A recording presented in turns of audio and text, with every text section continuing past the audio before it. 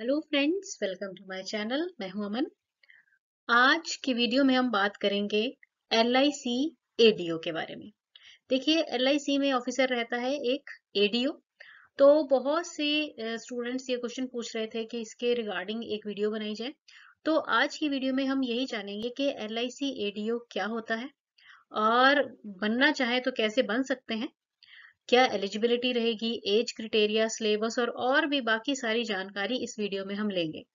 और साथ ही साथ जो स्टूडेंट्स LIC एडीओ बनने के इच्छुक हैं, उनके लिए एक गुड न्यूज ये है कि LIC की तरफ से नोटिफिकेशन एक जारी किया गया है for the recruitment of post ADO. तो उसके बारे में भी आज हम चर्चा करेंगे। तो चलिए वीडियो शुरू करते हैं। तो एडीओ की फुल फॉर्म है अप्रेंटिस डेवलपमेंट ऑफिसर, और हिंदी में इसे कहते हैं प्रशिक्षु विकास अधिकारी। अब ये जानते हैं कि ये जो LIC में एडीओ रहते हैं, इनकी भूमिका क्या होती है, क्या काम इनको करना पड़ता है। तो देखिए, जो LIC में एडीओ है ना, इनका जो काम है वो क्या है, नए एजेंट्स की भर्ती और उनका प्रशिक्षण। यानी कि जो नए एजेंट्स, जैसे अभी रिसेंटली बहुत ज्यादा नंबर में बीमा सखियां भी अपॉइंट हुई हैं। तो ये जो नए एजेंट्स हैं या बीमा सखियां हैं, उनकी भर्ती करना और उनको प्रशिक्षण देना, यानी कि उनको ट्रेनिंग देना। उसके बाद इनका काम रहता है कि जो बीमा की पॉलिसीज हैं उनको बेचना, अपने एजेंट्स को पॉलिसीज बेचने में मदद करना। और इनका जो एक और इम्पोर्टेंट काम है वो ये है, नए व्यवसायिक अवसर विकसित करना। ठीक है, तो ये तीन मेन इनके काम रहते हैं। मतलब बेसिकली एजेंट्स को अपॉइंट करके ट्रेनिंग देना और उनको पॉलिसीज को बेचने में हेल्प करना, मदद करना, जानकारी प्रदान करना। अब इनकी जो जिम्मेदारियां हैं वो क्या है, नए उत्पाद और सेवाओं के विकास और कार्य में सहायता करना। देखिए, नए उत्पाद क्या है, जो नई नई पॉलिसीज आती हैं, है ना। और सेवाएं क्या है, पॉलिसी के रिगार्डिंग जो पॉलिसी होल्डर्स हैं उन्हें जो फैसिलिटीज देनी होती है, उनको मतलब अलग अलग तरह की उनको जो चाहिए है, सहायता चाहिए, उसके बारे में हेल्प करना। ग्राहकों की शिकायतों और प्रश्नों का समाधान करना, नए कर्मचारियों की भर्ती और प्रशिक्षण में भाग लेना, LIC परिचालन और पॉलिसियों के प्रशासन और प्रबंधन के बारे में जानकारी और सहायता करना, और वित्तीय रिपोर्ट और विवरण तैयार करना, मौजूदा नीतियों का निरीक्षण करना। ये सारी जिम्मेदारियां जो हैं वो एक LIC एडीओ की आ जाती हैं। तो देखिए, जो स्टार्टिंग में जब अपॉइंटमेंट होती है ना, तो एडीओ के रूप में अपॉइंटमेंट होती है, और उसके थोड़े समय बाद प्रमोशन होके एडीओ जो है वो डीओ यानी कि डेवलपमेंट ऑफिसर बन जाते हैं। वो बात करते हैं कि अगर हम LIC में एडीओ बनना चाहते हैं, या फिर जो भी स्टूडेंट्स चाहते हैं कि LIC में एडीओ के पद पर जाएं और उसके बाद प्रमोट होके डीओ बने, तो उसके लिए उन्हें क्या करना होगा। तो देखिए, इसके लिए LIC जो है ना, वो इसके लिए एक परीक्षा आयोजित करती है। हर साल नहीं होती है, एक दो साल छोड़ के, या जब भी उनकी रिक्वायरमेंट होती है उसके हिसाब से ये जो एग्जाम रहता है वो कंडक्ट किया जाता है। ठीक है, तो ये जो परीक्षा होती है ये ऑल इंडिया लेवल पर होती है। तो इसमें मतलब ये नहीं है कि बहुत इजी रहती है, थोड़ा सा तो इसमें टफ रहता है, आपको तैयारी इसकी प्रॉपरली करनी पड़ती है। तो चलिए जानते हैं कि क्या इसका पूरा प्रोसेस रहता है। तो जैसे कि मैंने अभी बताया कि LIC की तरफ से अभी नोटिफिकेशन आया है कि मोस्टली 2025 में एडीओज के लिए पोस्टें जो है वो निकाली जाएंगी, पर अभी उसकी डेट फाइनलाइज नहीं हुई है। तो चलिए जान लेते हैं कि क्या जो एलिजिबिलिटी रहेगी वो क्या रहेगी, ताकि जो स्टूडेंट्स चाहते हैं एडीओ के पद पे जाना, तो वो अभी से इसकी तैयारी शुरू कर दें। देखिए, सबसे पहले हम एज की बात करेंगे।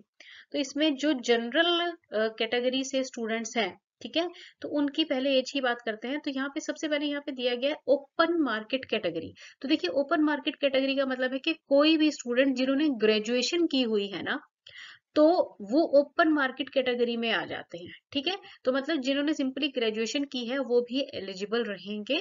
तो वो है ओपन मार्केट कैटेगरी के लिए। तो उनके लिए जो मैक्सिमम एज है वो है 30 साल। ठीक है, 21 से 30 साल की एज रहती है ओपन वाले स्टूडेंट्स जो जनरल कैटेगरी से हैं। उसके बाद जो LIC के एम्प्लॉयज हैं, उनके लिए मैक्सिमम एज जनरल कैटेगरी वालों के लिए है 42 यानी कि 42 साल।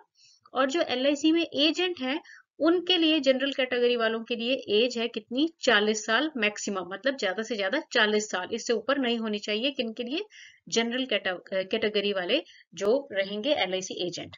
उसके बाद बात करते हैं जो है ओबीसी कैटेगरी से, ठीक है। तो जो ओपन मार्केट के बच्चे आएंगे उनके लिए ये एज है मैक्सिमम 33 साल यानी कि 33 ईयर। देन जो LIC एम्प्लॉयज हैं उनके लिए है ये 45 मैक्सिमम एज, ठीक है। और जो एजेंट्स रहेंगे ओबीसी कैटेगरी के लिए उनकी जो मैक्सिमम एज है, अधिकतम आयु, वो है 43 यानी कि 43 साल। अब बात करते हैं कि जो स्टूडेंट्स आ जाते हैं SC और ST कैटेगरी में, तो अगर आप ओपन कैटेगरी से अप्लाई करेंगे तो मैक्सिमम एज रहेगी आपके लिए 35 साल, ठीक है। LIC एम्प्लॉयज के लिए 47 साल यानी कि 47, और जो एजेंट कैटेगरी से हैं उनके लिए रहेगी ये 45 यानी कि 45 साल। नेक्स्ट हम बात करते हैं एजुकेशनल क्वालिफिकेशन की। तो देखिए, जो भी स्टूडेंट्स ADO के लिए पोस्ट के लिए अप्लाई करना चाहते हैं, तो कोई भी कैटेगरी से अगर हैं आप, चाहे आप हैं ओपन कैटेगरी से, एम्प्लॉयज हैं LIC के, या फिर एजेंट है, तो मिनिमम क्वालिफिकेशन आपकी बैचलर्स डिग्री होनी चाहिए, यानी कि कोई भी BA, BCom, BSc, या फिर अगर BTech किया है, मतलब कोई भी जो बैचलर्स डिग्री है ना, वो आपके पास होनी चाहिए। तो आप जो है अप्लाई कर सकेंगे ADO की पोस्ट के लिए, ठीक है। दूसरी जो एलिजिबिलिटी है, आप भारत के नागरिक होने चाहिए, ठीक है, सिटीजन ऑफ इंडिया। देन उसके बाद हम बात करेंगे कि जो एक्सपीरियंस वगैरह के लिए, मतलब क्या क्रिटेरिया रहेगा इसका। तो देखिए, जो रहेंगे LIC के एम्प्लॉयज, ठीक है, जो अर्बन एरिया के हैं यानी कि शहरी एरिया के ADO है ना, उनके लिए एक्सपीरियंस रिक्वायर रहेगा कितना, मिनिमम 3 साल का, ठीक है, इन सर्विस ग्रेड 3 पोस्ट, ठीक है जी। और रूरल वालों के लिए यहाँ पर कुछ भी अभी इंडिकेट नहीं किया गया है। उसके बाद बात करते हैं जो LIC के एजेंट है, मतलब एजेंट कैटेगरी से अगर आप अप्लाई करना चाहते हैं तो जो तो है अर्बन एरिया में, ठीक है, उनके लिए क्या रहेगा कि 5 साल आपने एज एजेंट काम किया है, अच्छा काम किया है, किस लेवल पे, DSC या फिर FSC लेवल पे, मतलब 5 साल तक आपका जो है काम होना चाहिए अच्छी तरह, मतलब जो भी क्रिटेरिया रहता है एजेंट के लिए, वो 5 साल तक का आपका एजेंट के रूप में काम आपका किया होना चाहिए, ठीक है। और अगर रूरल एरिया से है तो सेम कैटेगरी में, पर टाइम कितना दे दिया है, 4 साल, ठीक है जी। और जो बाकी अदर्स रहेंगे ओपन कैटेगरी, उनके लिए कुछ नहीं है, अगर एक्सपीरियंस है तो ठीक है, अगर अदरवाइज फ्रेशर्स भी अप्लाई कर सकते हैं। नेक्स्ट हम बात करेंगे फीस की। तो देखिए, एग्जामिनेशन फीस में जो जनरल और OBC कैटेगरी के स्टूडेंट्स हैं उनकी जो है 750 प्लस ट्रांजैक्शन चार्जेस वगैरह रहेंगे कुछ, ठीक है। और SC ST वालों के लिए है 100 प्लस ट्रांजैक्शन चार्जेस। तो ये है एग्जामिनेशन फी। उसके बाद एग्जाम पैटर्न की बात करते हैं। तो देखिए, जो एग्जाम आपका होगा ना, इसके लिए वो 3 स्टेजेस में होएगा। पहले प्रीलिम होगा, जो स्टूडेंट्स प्रीलिम क्लियर कर लेंगे उनका होगा मेंस, और उसके बाद होती है इंटरव्यू, ठीक है, फिर आपकी इसमें जो है सिलेक्शन हो जाती है। अब बात करते हैं जो ये प्रीलिम एग्जाम रहेगा, कि ये इसमें क्या क्या आएगा, क्या क्या आप अगर तैयारी करें, मतलब अगर आप इसके लिए इंटरेस्टेड हैं तो कौन से सब्जेक्ट्स की आपको प्रिपरेशन शुरू करनी होगी। तो देखिए, इसमें क्या है कि 3 पार्ट्स रहेंगे, 3 सेक्शंस रहेंगे। सबसे पहले आ जाता है रीजनिंग, जिसमें क्वेश्चंस आएंगे 35 नंबर के ही होंगे ये, और 20 मिनट का टाइम मिलेगा, ठीक है, रीजनिंग में। उसके बाद आ गया न्यूमेरिकल एबिलिटी, इसमें भी सेम है, 35 क्वेश्चंस हैं और 20 मिनट का ही टाइम मिलेगा आपको, ठीक है। और फिर है इंग्लिश लैंग्वेज, ठीक है जी, तो इसमें 30 क्वेश्चंस हैं, 30 नंबरों के। तो टोटल जो आपका ये पहला एग्जाम हो गया ना प्रीलिम का, 100 क्वेश्चंस आएंगे, और आपको 100 ही नंबर के ये होंगे। 60 मिनट का टोटल आपको टाइम मिलेगा, मतलब 1 घंटे का पेपर होगा आपका ये। तो इसको आपको अच्छे से इसकी तैयारी करनी पड़ेगी, क्योंकि जो स्टूडेंट्स प्रीलिम निकाल लेंगे, प्रीलिम का एग्जाम क्लियर कर लेंगे, उन्हीं को फिर मेंस में बैठने की जो है परमिशन मिलेगी, ठीक है। उसके बाद अब आ जाइए मेंस में। जो स्टूडेंट्स ने प्रीलिम निकाल लिया, अब वो मेंस के लिए अप्लाई करेंगे, है ना। तो इसमें तीनों कैटेगरीज का अलग अलग बताया गया है। जो ओपन मार्केट वाले स्टूडेंट्स हैं, मतलब जो फ्रेशर्स ही हैं, तो उनके लिए क्या होगा कि न्यूमेरिक रीजनिंग एबिलिटी और न्यूमेरिकल एबिलिटी के आएंगे 50 क्वेश्चंस, 50 नंबर के ही। ठीक है। और उसके बाद general knowledge, current affairs, English language with special emphasis on grammar, मतलब इंग्लिश में आपको ग्रामर अच्छे से करनी पड़ेगी। ठीक है, तो ये भी 50 क्वेश्चंस होंगे, टोटल 50 नंबरों के ही।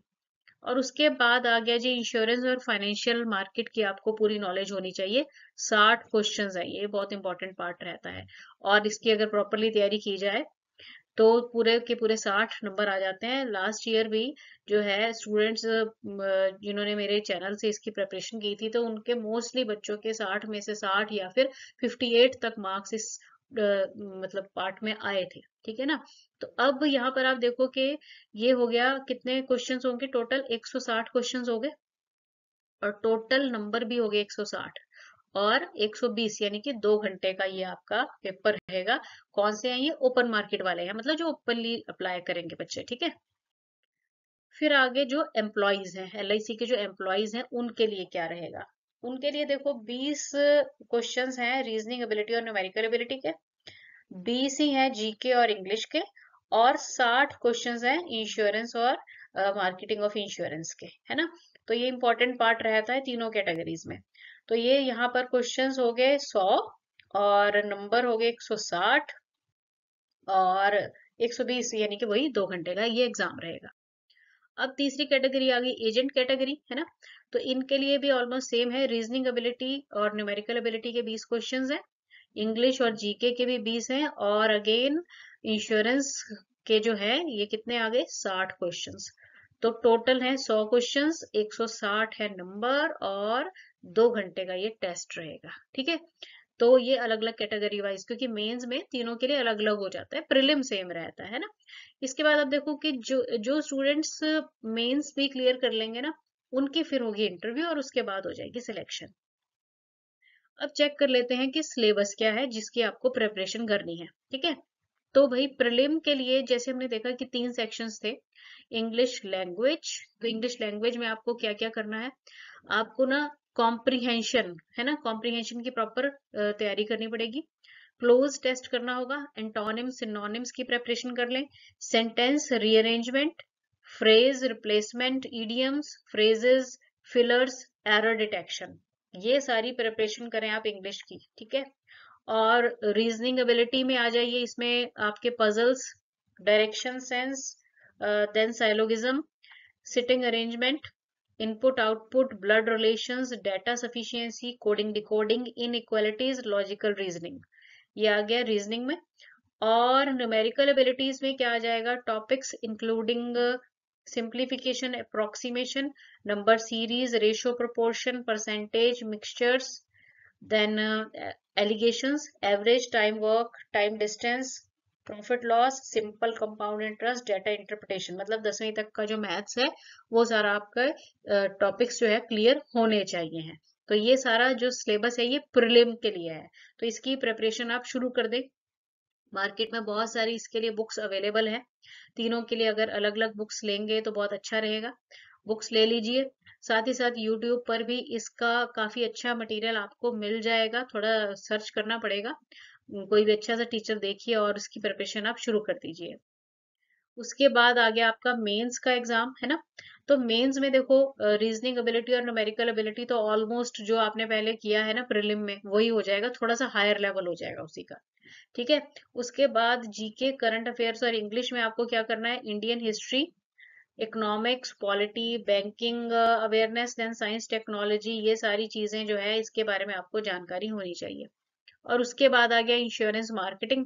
तो इसमें क्या है कि इंश्योरेंस से रिलेटेड सारे टॉपिक्स आपको कवर करने होंगे, तो इसमें कोई चक्कर नहीं होता है। IC38 का अगर आप सारा अच्छी तरह से कर लो, ठीक है, सारे चैप्टर्स को अच्छी तरह से कर लो, इतना सारा मटेरियल मेरे चैनल पर IC38 का अवेलेबल है, सारी वीडियोस एक बार देख लेना, तो इसमें तो कोई टेंशन वाली बात ही नहीं है, और ये ट्राइड एंड टेस्टेड है, क्योंकि ऑलरेडी जो पिछली बार भी एडीओ सिलेक्ट हुए हैं उनमें बहुत से स्टूडेंट्स के, आप अगर चेक भी कर लो मेरे चैनल पर इसकी वीडियो सीरीज अवेलेबल है, इसकी आपको टेंशन करने की जरूरत नहीं है। आपको तैयारी करनी होगी reasoning, numerical ability, GK, English वगैरह की। ठीक है। तो ये सारा सिलेबस है जी, जो कि बेसिकली एडीओ के एग्जाम के लिए आपका रहेगा। ऐसी जानकारी पूर्ण वीडियो के लिए चैनल पर बने रहें और चैनल को लाइक, शेयर और सब्सक्राइब जरूर कीजिए। Thanks for watching the video.